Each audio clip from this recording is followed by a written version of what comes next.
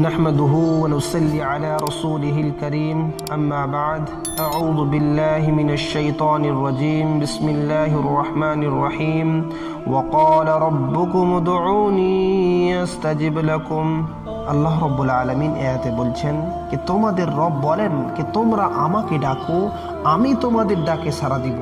আল্লাহ তাবারক ওয়া তাআলার এই অনুগ্রহ ও দয়ার উপর আমাদের জীবনকে উৎসর্গ করা উচিত যে তিনি আমাদেরকে তার নিকট প্রার্থনা করার জন্য হিদায়াত করছেন এবং তা কবুল করার ওয়াদা করছেন। এক হাদিসে কুদসিতে আছে قال الله تعالى من لا يدعوني أغضب عليه, অর্থ যে আমার কাছে চাওয়া পরিত্যাগ করে আমি তার উপর অসন্তুষ্ট হই। যে আল্লাহর কাছে চাই না আল্লাহ তার উপর নাখোশ হন। প্রিয় ভাই ও বোনেরা, আমরা প্রতিদিন কত সমস্যায় পড়ি, কত অভাবে ভুগি, কত মানসিক অস্থিরতায় নিপতিত হই। আমরা সব কাজ করতে রাজি, মানুষের কাছে ধর্ণা দিতে আমাদের মনে বাঁধে না, মখলুকের কাছে হাত পাততে আমাদের গায়ে লাগে না, কিন্তু যিনি আমাদের রব, আমরা যার বান্দা, যার কাছ থেকে সকল সমস্যার সমাধান আসে, তার দরবারে ভিখারি হওয়ার তৌফিক আমাদের হয় না। আমরা মানুষের কাছে গিয়ে নিজেকে ছোট করতে পারি, কিন্তু মালিকের সামনে কাকুতি মিনতি করার সময় আমাদের হয় না।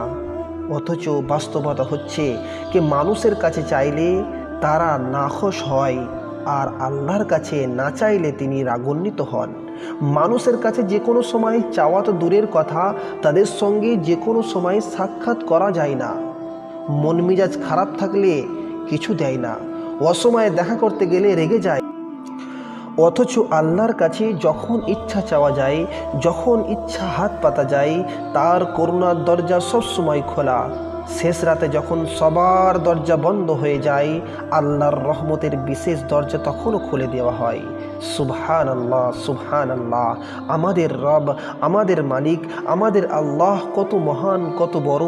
তাই আমরা সেই মালিকের কাছে চাই, সেই রবের কাছে চাই, সেই আল্লাহর কাছে চাই।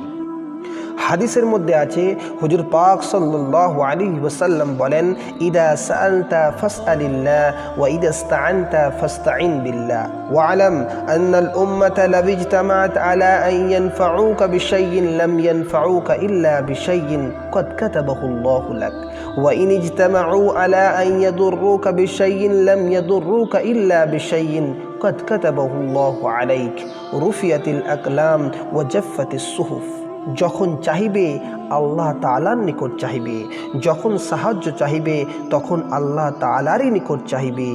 আর ইহা জানিয়ে রাখো যে সমস্ত উম্মত যদি একত্রিত হইয়া তোমার কোনো উপকার করতে চাই, তবে তাহারা তোমার ততটুকুই উপকার করিতে পারবে যতটুকু আল্লাহ তোমার জন্য তাকদিরে লিখিয়া রেখেছেন। আর যদি সকলে মিলিয়া তোমার ক্ষতি করতে চায়, তবে ততটুকুই ক্ষতি করতে পারবে যতটুকু আল্লাহ তাআলা তোমার তাকদিরে লিখিয়া রেখেছেন।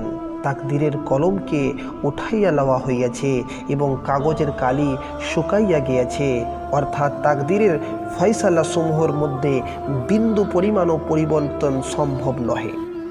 এই জন্যে আমার ভাই ও বোনেরা, আমাদের যাবতীয় প্রয়োজন আল্লাহর কাছ থেকে চাই। আল্লাহর কাছে চাওয়ার সাথে সাথে সেই ব্যাপারে চেষ্টা করতে থাকি, আল্লাহ অবশ্যই দিবেন।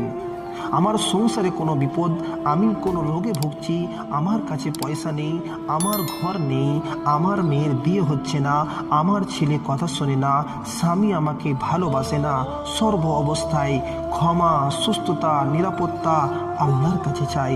আল্লাহ অবশ্যই দেবেন, আল্লাহ অবশ্যই দেবেন। আল্লাহ রব্বুল আলামিন আমাদের সকলকে আল্লাহর কাছে বেশি বেশি করে চাওয়ার তৌফিক দান করুক।